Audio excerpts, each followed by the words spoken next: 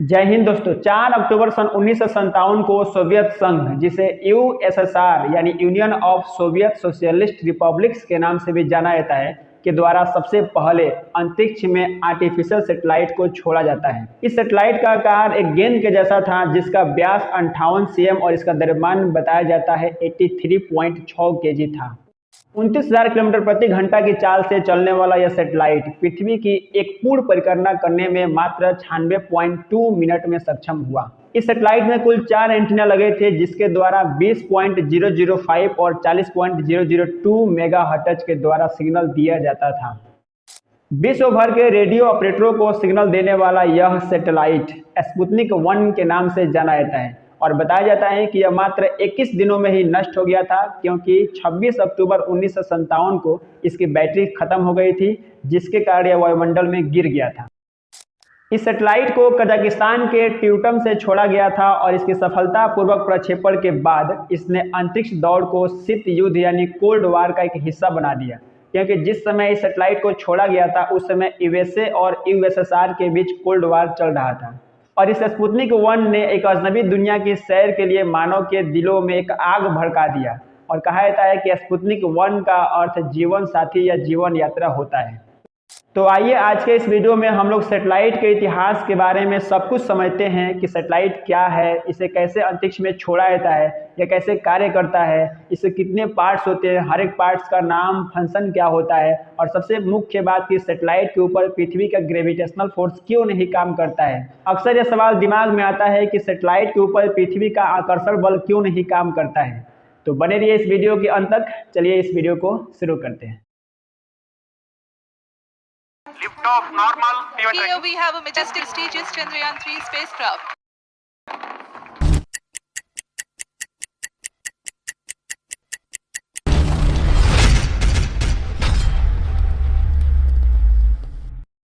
तो सबसे पहले हम शुरुआत करते हैं कि आखिर सैटेलाइट क्या है।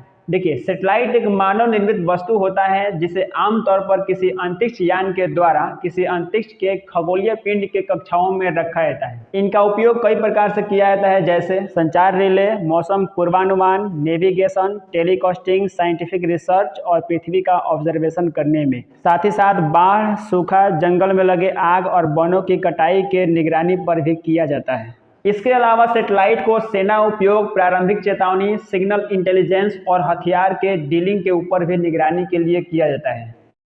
पहले के ज़माने में जब कोई आदमी गलती करता था तो अक्सर लोग कहते थे कि डरो, भगवान ऊपर से देख रहा है, ऐसा काम मत करो। हालांकि यह कितना सत्य है मुझे नहीं पता, लेकिन हाँ इतना ज़रूर पता है कि आज के ज़माने में अगर कोई आदमी गलती करता है या कोई देश कुछ करता है तो उसके ऊपर सैटेलाइट की निगरानी जरूर है।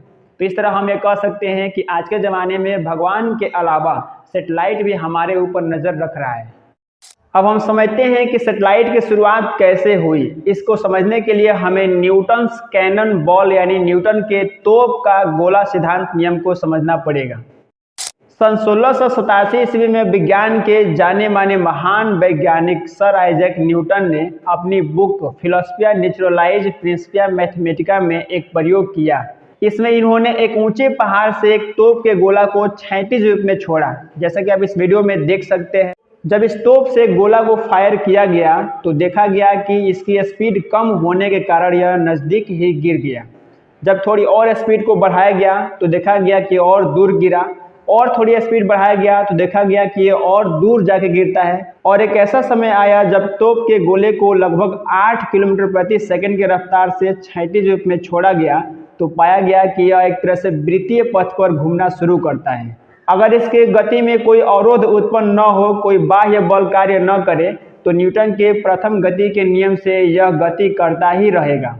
इस सिद्धांत को यूनिवर्सल ग्रेविटेशनल लॉ के नाम से जाना जाता है और इसी सिद्धांत से सभी सैटेलाइट को किसी न किसी प्लैनेट के कक्षा में उच्च गति के साथ छोड़ा जाता है। जब किसी सैटेलाइट को किसी रॉकेट के द्वारा किसी प्लैनेट के ऑर्बिट में यानी कक्षा में छोड़ा जाता है तो जितनी स्पीड से रॉकेट सैटेलाइट को छोड़ता है उतनी ही स्पीड से वह सैटेलाइट उस प्लैनेट के ऑर्बिट में परिक्रमा करने लगता है।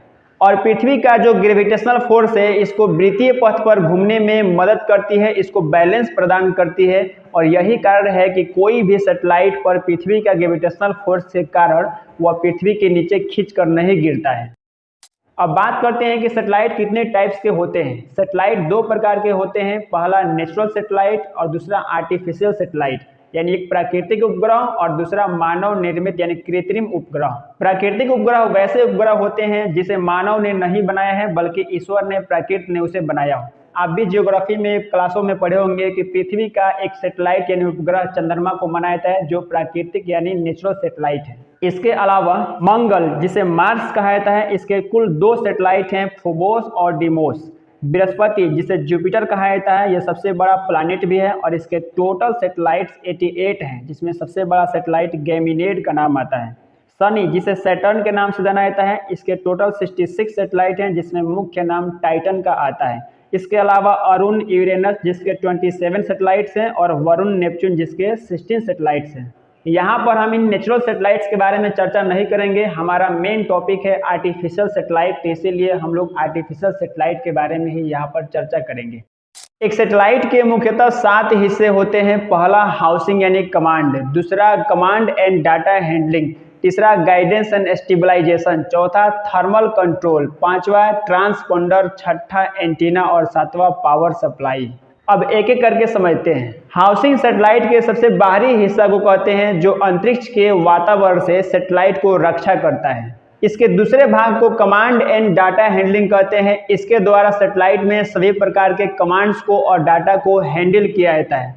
सैटेलाइट के तीसरे हिस्से को गाइडेंस एंड स्टेबलाइजेशन के नाम से जाना जाता है। जैसा कि इसका नाम ही है गाइडेंस, यानी किस चीज़ को यह गाइड करता होगा, सही से देख रेख करता होगा। यह सैटेलाइट को देखता है कि अपने ऑर्बिट में सही से घूम रहा है कि नहीं घूम रहा है, अपने ऑर्बिट से इधर उधर भटके नहीं, इसकी गाइडेंस इसी हिस्से से की जाती है। साथ ही साथ यह दूसरे सैटेलाइट पर भी ध्यान देता है कि बाकी सभी सैटेलाइट जो घूम रहे हैं वो अपने ठीक ठाक ऑर्बिट में है या नहीं है। और सैटेलाइट के चौथे हिस्से को थर्मल कंट्रोल के नाम से जाना जाता है। जैसा कि इसका नाम ही है थर्मल, यानी टेम्परेचर को कंट्रोल करना, बैलेंस करना। सैटेलाइट में जितने भी टेम्परेचर को बैलेंस किया जाता है कि कहीं इसका टेम्परेचर खूब ज़्यादा बढ़ ना जाए, कहीं खूब ज़्यादा घट ना जाए, इसकी पूरी देख रेख जो है थर्मल कंट्रोल के द्वारा किया जाता है। जैसा कि आप इस फिगर में देख सकते हैं, जो आपको ब्लू कलर का दिख रहा है वो कमांड एंड डाटा हैंडलिंग है और उसी के जो नीचे रेड में दिख रहा है वही थर्मल कंट्रोल यूनिट है।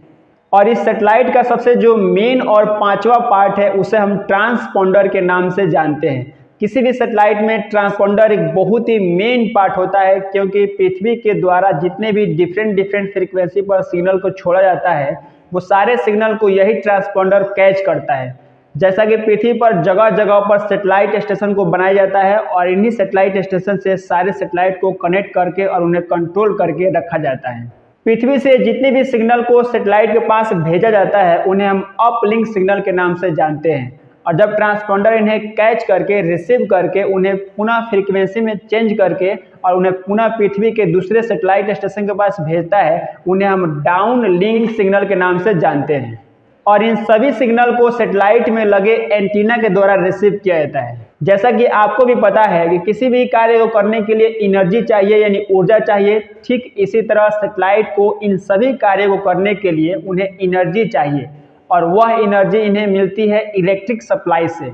आजकल सभी सैटेलाइट में इलेक्ट्रिक सप्लाई की पूर्ति उनके विंग्स के रूप में लगे सोलर पैनल के द्वारा किया जाता है। ये सोलर पैनल डायरेक्ट सनलाइट को इलेक्ट्रिसिटी में कन्वर्ट कर देते हैं और इन्हीं के द्वारा इन सैटेलाइट को इलेक्ट्रिसिटी की सप्लाई की पूर्ति हो पाती है। और आजकल तो थोड़ी टेक्नोलॉजी और बढ़ गई है, जिससे कारण आजकल के सैटेलाइटों में रेडियो थर्मो इलेक्ट्रिक जनरेटर यानी RGT का प्रयोग किया जाता है। इसे हम परमाणु बैटरी के नाम से भी जानते हैं। इसमें सिंपल सा एक मैकेनिज्म होता है। इसमें हम खास करके वैसे एलिमेंट को रखते हैं जो रेडियो एक्टिव एलिमेंट होते हैं और उनसे जो हीट निकलता है रिएक्शन के बाद से, उस हीट को डायरेक्ट इलेक्ट्रिसिटी में चेंज करके और सैटेलाइट को इलेक्ट्रिसिटी की सप्लाई कर दी जाती है। एक सैटेलाइट को अंतरिक्ष में लॉन्च करने के लिए अलग अलग रॉकेट लॉन्चर का प्रयोग किया जाता है। जैसा कि इसमें कुछ का नाम आता है, जैसे NSLV यानी nano satellite launch vehicle, SSLV यानी small satellite launch vehicle, PSLV यानी पोलर सैटेलाइट लॉन्च व्हीकल और GSLV यानी जियो सिंक्रोनस सैटेलाइट लॉन्च व्हीकल। अब इन्हें हम एक एक करके समझते हैं। जैसा कि इसमें पहला का नाम ही है NSLV यानी नैनो सैटेलाइट लॉन्च व्हीकल। इस प्रकार के रॉकेट लॉन्चर के द्वारा 5 से 10 kg के वजन वाले सैटेलाइट को अंतरिक्ष में छोड़ा जाता है। अब आपको सुन करके आश्चर्य लग रहा होगा कि आखिर 5 से 10 केजी का सैटेलाइट, इतना हल्का सैटेलाइट क्यों कोई बनाता होगा। आप शायद नाम सुने होंगे एलोन मस्क का। यह हर कुछ महीनों में छोटे छोटे स्टारलिंक सैटेलाइट को अंतरिक्ष में भेजते रहते हैं। इनका टारगेट है कि पूरी दुनिया को ये इंटरनेट सेवा प्रदान करना चाहते हैं और इन्हीं के सैटेलाइट को हम लोग NSLV सैटेलाइट के द्वारा छोड़ते हैं। और इसी NSLV का थोड़ा सा बड़ा रूप आता है SSLV यानी स्मॉल सैटेलाइट लॉन्च व्हीकल।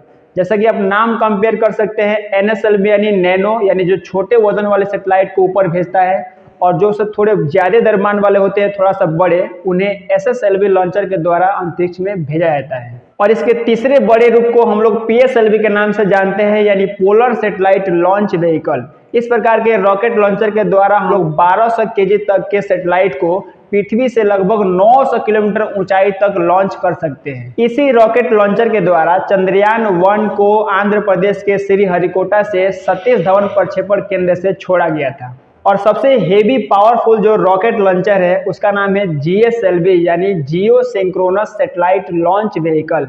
इस प्रकार के रॉकेट लॉन्चर के द्वारा हम लोग 2500 केजी से लेकर 5000 केजी द्रव्यमान वाले सैटेलाइट को पृथ्वी से लगभग 36,000 किलोमीटर ऊंचाई तक भेज सकते हैं।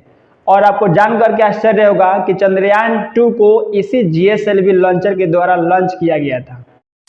अब बात यहाँ पे रॉकेट लॉन्चर की हो ही रही है, तो हम लोग थोड़ा सा समझ लेते हैं कि एक रॉकेट लॉन्चर के कितने हिस्से होते हैं, कितने पार्ट्स होते हैं। एक रॉकेट लॉन्चर के मुख्यतः 4 हिस्से होते हैं। पहला स्ट्रक्चरल सिस्टम, दूसरा पेलोड सिस्टम, तीसरा गाइडेंस सिस्टम और चौथा प्रोपल्सन सिस्टम। रॉकेट लॉन्चर के सबसे बाहरी फ्रेम को हम लोग स्ट्रक्चरल सिस्टम के नाम से जानते हैं, जो मजबूत एल्युमिनियम या टाइटेनियम मेटल से बना होता है और उड़ान के समय ये अनबैलेंस न हो पाए, इसीलिए इसके निचले हिस्से में कुछ विंग्स का निर्माण किया जाता है। रॉकेट लॉन्चर के जो सबसे फ्रंट वाला पार्ट होता है, इसे हम पेलोड सिस्टम के नाम से जानते हैं। जैसा कि आप इस फिगर में देख सकते हैं, जो आगे वाला आपको फ्रंट वाला हिस्सा दिख रहा है, इसे हम पेलोड कहते हैं। और चूंकि ये बक्से के समान होता है, अंदर से हॉलो यानी खोखला होता है, और इसीलिए इसमें सारे सैटेलाइट को रख करके अंतरिक्ष में लॉन्च किया जाता है। और जैसे यह किसी प्लैनेट के ऑर्बिट तक नजदीक जाता है, तो यह बॉक्स खुल करके सेपरेट हो जाता है और इससे सैटेलाइट निकल करके अपने ऑर्बिट में निर्धारित स्पीड से चले जाता है। रॉकेट लॉन्चर के तीसरे हिस्से को हम लोग गाइडेंस सिस्टम के नाम से जानते हैं। जैसा कि इसका नाम ही है गाइडेंस, यानी किसी चीज को गाइड करना, रॉकेट को सही से रास्ता दिखाना कि किस पथ पर कहाँ पे उसको जाना है, कैसे एंगल पे घूम करके किस ऑर्बिट तक जाना है, इन सारे रास्ता को दिखाने वाला यानी पथ प्रदर्शक के रूप में गाइडेंस सिस्टम ही काम करता है। इसमें कुछ सेंसर लगे होते हैं, कुछ कंप्यूटर रडार्स होते हैं, जिसकी मदद से रॉकेट अपने निर्धारित पथ पर चल करके और किसी प्लैनेट के ऑर्बिट तक पहुंचता है और वहां पर सैटेलाइट को लॉन्च करता है। और इस रॉकेट लॉन्चर के सबसे आखिरी हिस्सा और जो मेन होता है, उसे हम प्रोपल्सन सिस्टम के नाम से जानते हैं। इसे हम मेन इसलिए कह रहे हैं क्योंकि रॉकेट को नीचे से उड़ा करके और प्लैनेट के ऑर्बिट तक ले जाने वाला जो फ्यूल सिस्टम होता है, इसी को हम लोग प्रोपल्सन सिस्टम के नाम से जानते हैं। इसमें मुख्य रूप से फ्यूल टैंक ही आता है, जिसमें सॉलिड और लिक्विड दोनों प्रकार के फ्यूल का प्रयोग किया जाता है।